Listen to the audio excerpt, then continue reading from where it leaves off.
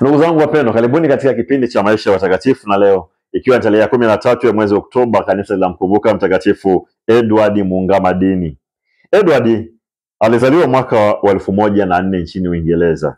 Alikuwa mwana wa Ethered, mfalme wa Uingereza, na Emma Malkia. Edward alikuwa mwema tangu utoto wake, akisifika sana na watu. Hata hivyo, watu walimuita jina la utani malaika wa ikulu. Zamani hizo watu wa Denmark walishambulia Uingereza, na Edward ilimpasa kukimbilia kwa mjomba wake aliyokuwa akikaa Normandia, Ufaransa.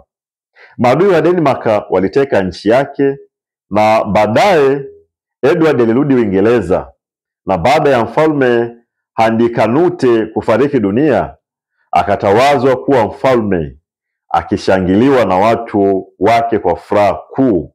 Wakati huo alikuwa na umri upatao miaka 40. Edward alikuwa ni mtu wa sala na matendo ya huruma.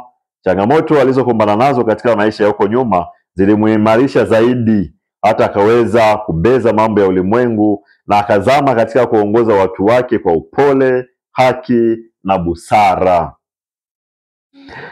Alifungua tena zile monasteri ambazo hapo awali zilikuwa zimefungwa, na aliweka sheria kuwa shule zote za kikanisa ziongozwe na makreli. Aliongoza kwa miaka 23 kwa amani, na akaleta ustawi mkubwa katika nchi yake. Alijenga upya kanisa zilizobomoka, alifuta kodi zilizowaumiza wananchi wanyonge kwa miaka 38. Alitunga sheria nzuri ya kuongoza nchi kwa muda.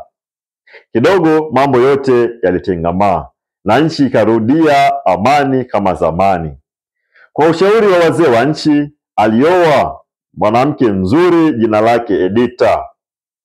Hawakudiriki kupata mtoto. Edward alikuwa mkarimu sana kwa wagonjwa na maskini, na aliwasaidia wote kwa furaha. Alijenga monasteri kubwa zaidi kule Westminster. Akiwa kitandani kabla ya kifo chake, Edward alipata maono kuhusu utawala wa Uingereza siku za usoni.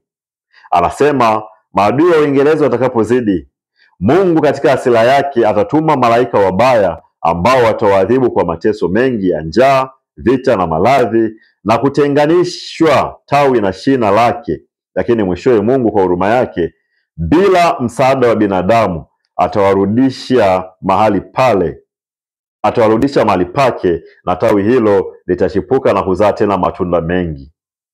Jambo hili lilitokea wakati wa utawala wa mfalme Henry wa 8 alipojitenga na kanisa Katoliki mwaka wa 1534, na Uingereza ikatawaliwa na Protestanti mpaka mwaka wa 1850 wakati wa Papa Pio wa 11 alipoanzisha tena kanisa Katoliki nchini Uingereza. Edward alifariki dunia tarehe 5 ya mwezi Januari ya mwaka 1066.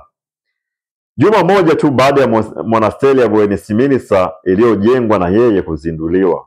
Akazikwa katika kanisa la Mtakatifu Petro la monasteri ya Westminster nyuma ya ritale.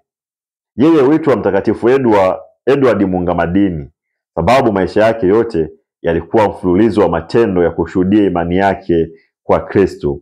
Mtakatifu Edward Mungamadini, utuombee. Katika kipindi hiki cha maisha ya watakatifu ulikuwa na mimi Padri Kefa wa Jimbo Katoliki la Geita. Akubariki na kukulinda Mungu Mwenyezi, Baba na Mwana na Roho Mtakatifu. Uwe na wakati mwema.